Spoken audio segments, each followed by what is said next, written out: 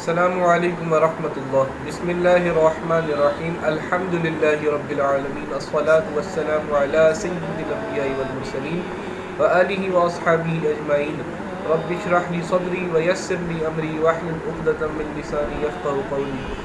سورہ فیل کی پہلی آیت پہ ہم بات کر رہے تھے کہ اللہ تعالیٰ فرماتا ہے کہ کیا تم نے نہیں دیکھا کہ تمہارے رب نے ہاتھی والوں کے ساتھ کیسا معاملہ کیا۔ اس کے شروع کے کچھ الفاظ پہ ہم نے بات کر لی تھی۔ آگے دیکھیے لفظ ہے فعلا۔ اب فعلا فعل سے نکلا یعنی عمل کرنا۔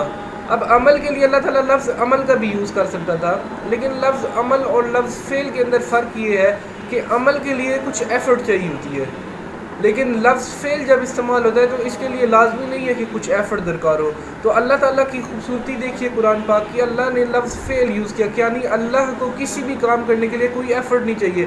اللہ نے یہ جو لشکر تباہ و برباد کر دیا ہاتھی والوں کا، تو اس کے لیے اللہ تعالیٰ کیا فرماتا ہے فعل ربک کا، کہ تمہارے رب کو کوئی ایفرٹ ہی نہیں چاہیے تھی۔ اللہ نے کیسا معاملہ کیا، ایسا کہ اس کو کوئی ایفرٹ اور کوئی زور لگانے کی ضرورت ہی نہیں پڑی، اللہ نے بالکل آسانی سے ان کو تباہ و برباد کر دیا۔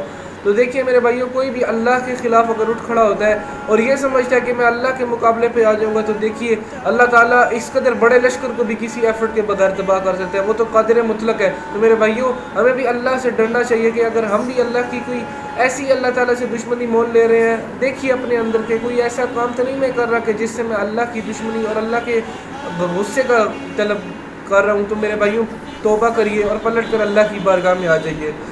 آگے دیکھیے اللہ تعالیٰ نے لفظ یوز کیا اپنے لیے رب۔ اب یہاں پہ اللہ یہ بھی فرما سکتا تھا کہ اللہ نے کیسے ہاتھی والوں کے ساتھ معاملہ کیا، لیکن اللہ تعالیٰ نے جو اپنا صفاتی نام ہے رب وہ یوز کیا۔ اب رب کی ہم پہلے ڈسکس کر چکے ہیں کہ 5 معنی ہیں، لیکن اس میں جو موسٹ کامن ٹرانسلیشن ہے وہ کیا ہوتی ہے ماسٹر اور مالک کی۔ تو اللہ تعالیٰ فرماتا ہے کہ تمہارے مالک نے ہاتھی والوں کے ساتھ کیا کیا۔ اب اللہ جب مالک ہے تو ہم اس کے بندے ہوئے، تو اللہ کیا بتاتا ہے کہ ہم اللہ کے غلام، اللہ کے بندے ہیں، تو ہمیں اللہ کے غلام اور اللہ کے بندے بن کے ہی رہنا چاہیے۔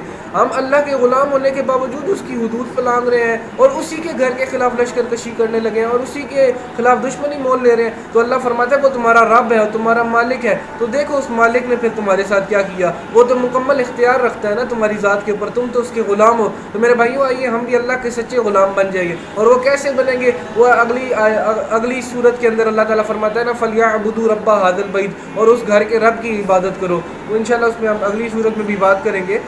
اور دیکھیے ربو کا، تمہارا رب، اب رسول اللہ صلی اللہ علیہ وسلم کو بتایا جا رہا ہے کہ تمہارے رب نے کیسے ان کو تباہ و برباد کر دیا۔ اب اس لفظ میں کیا حکمت ہو سکتی ہے کہ اللہ تعالیٰ رسول اللہ کو کیوں فرما رہا ہے کہ تمہارے رب نے ہاتھی والوں کے ساتھ معاملہ کیا کیا؟ تو گویا یہ رسول اللہ صلی اللہ علیہ وسلم کے لیے ایک ہمت کا پہلو اور عرب کے لیے ایک ڈرنے کا پہلو ہے کہ اللہ تعالیٰ جو رسول اللہ کا رب ہے، وہ کعبہ کا رب بھی اللہ ہی تھا، وہی رب اللہ رسول اللہ صلی اللہ علیہ وسلم کا رب ہے۔ تو اگر اس نے اپنے کعبہ کی حفاظت کی تو اللہ کے نبی تو سب سے افضل اس دنیا کی، اس کائنات میں اللہ کی مخلوق اللہ تعالیٰ کے سب سے محبوب ہے۔ اگر وہ کعبۃ اللہ کی ایسی حفاظت کرتا ہے تو اللہ اپنے نبی صلی اللہ علیہ وسلم کی حفاظت کیسے کرے گا؟ تو گویا یہ عرب کو ایک ڈر ہے، ایک کہ بچ جاؤ، اگر تم رسول اللہ صلی اللہ علیہ وسلم اور اللہ کی دشمنی مول لو گے تو دیکھو وہ اصحاب فیل کا کیا حال ہوا، اللہ اس سے بھی بدتر تمہارا حال کر سکتا ہے، اور اللہ کو اس کو کرنے کے لیے کوئی محنت، کوئی طاقت لگانے کی ضرورت نہیں ہے، اللہ کے لیے یہ بہت ہی آسان ہے۔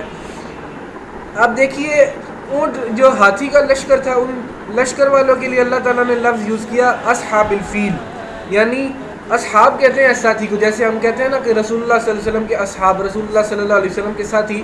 اب اللہ تعالیٰ نے یہ نہیں فرمایا کہ ہاتھی کے سردار یا ہاتھیوں کے لیڈرز، اللہ تعالیٰ نے کیا فرمایا ہاتھیوں کے ساتھی۔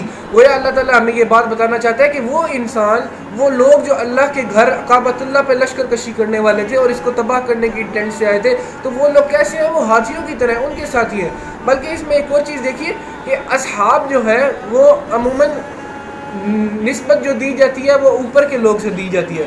جیسے ہم کہتے ہیں نا کہ رسول اللہ صلی اللہ علیہ وسلم کے صحابی، رسول اللہ صلی اللہ علیہ وسلم زیادہ افضل ہیں اور ان کے صحابہ ان سے نسبتاً کم افضل، تو ہم کہتے ہیں رسول اللہ کے صحابی، یعنی زیادہ افضل چیز سے نسبت دی جاتی ہے۔ ہم یہ نہیں کہتے کہ رسول اللہ صلی اللہ علیہ وسلم ابو بکر کے صحابی تھے، بلکہ ابو بکر رضی اللہ تعالیٰ عنہ رسول اللہ کے صحابی تھے۔ افضل سے کم افضل کو تعلق قائم کیا جاتا ہے.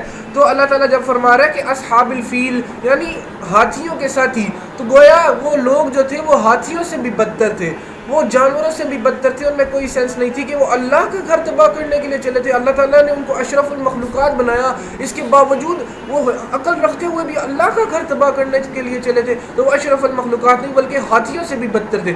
تو میرے بھائیوں وہ دیکھیے کیسے لوگ تھے کہ اللہ کے گھر کے خلاف اٹیک کرنے کے لیے آئے. تو اللہ تعالیٰ نے کیا فرمایا، وہ ان ہاتھیوں سے بھی بدتر تھے. اور اللہ جو ان کا رب تھا ان کو کتنی آسانی سے تباہ و برباد کر دیا. تو میرے بھائیوں آج بھی دیکھیے کوئی بھی شخص، اور اس پوری جملہ جو ہے یہ پریزنٹ کنٹینیوس پریزنٹ ٹینس کے اندر آتا ہے. اور عربی میں پریزنٹ ٹینس کی ایک بات یہ ہوتی ہے کہ اس میں کنٹینیوٹی بھی کچھ حد تک پائی جاتی ہے، کہ اگر آج بھی کوئی شخص اگر اللہ کی حدود پلانگتا ہے اور اللہ کے خلاف دشمنی مول لیتا ہے تو اللہ کے لیے ایسے ہی آسان ہے کہ اللہ چاہے تو اس کو تباہ و برباد کر دے، کہ اللہ مالک ہے، اللہ مالک ہے. تو میرے بھائی آئیے آج پلٹ کر اللہ کی بارگاہ میں واپس آ جائیں اور اللہ سے توبہ کریں کہ اللہ اگر میں نے کوئی زیادتی کر دیا اور جانے انجانے میں تیری دشمنی مول لے لی ہے تو یا اللہ مجھے معاف کر دے، میرے سے غلطی ہو گئی. اللہ تعالیٰ ہمیں معاف فرمائے، اللہ تعالیٰ ہمیں توفیق بخشے. جزاک اللہ. السلام علیکم ورحمۃ اللہ.